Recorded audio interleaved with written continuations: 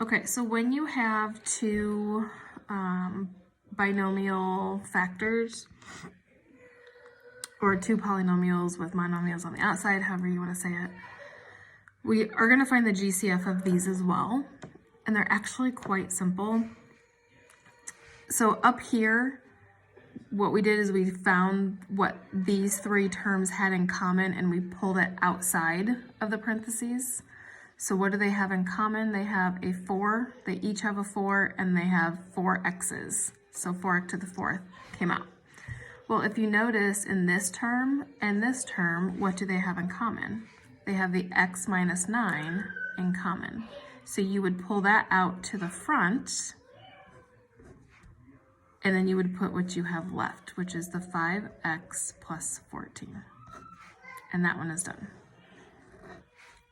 Okay, so you're pulling out, see how we pulled out to the front what they all have in common. We're pulling out to the front again what they have in common. And it's the x minus 9, already in parentheses. And then you just put in parentheses what they have left, like we did here. Okay, they have the x plus 3 in common. What's left? 9x minus 2. And that's the GCF. Okay. Next part, factor a polynomial by grouping. So we are going to group these two terms together and these two terms together. We're going to look for a GCF in the first two terms. We're going to look for a GCF in the second two terms. Your binomial should be the exact same, and then you will write your GCF. So our goal is actually to get to these types of problems here.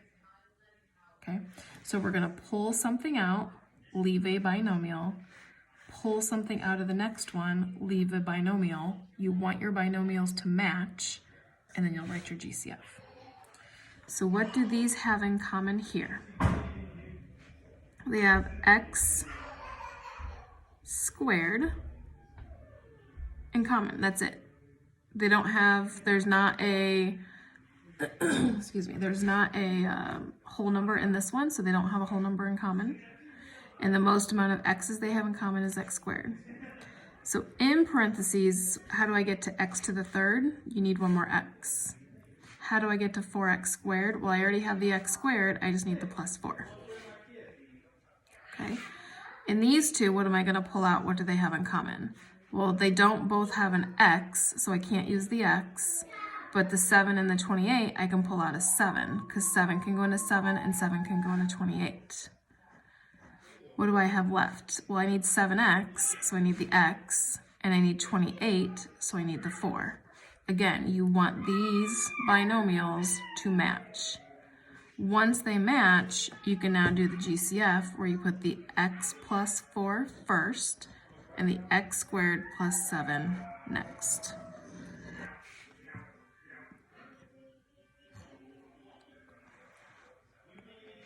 Okay, you need your binomials to be the same. These have to be the same for this to work. Okay, so we're doing it by grouping, so we're doing the first two and then the second two.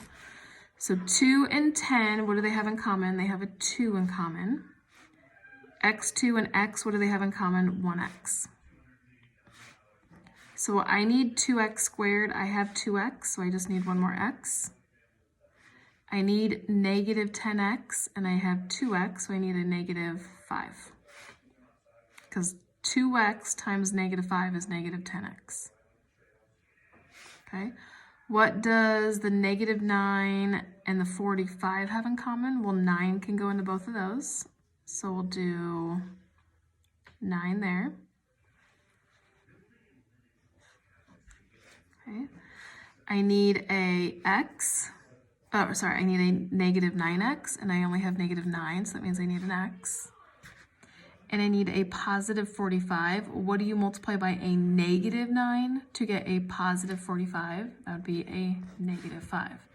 Negative 9 times negative 5 is positive 45.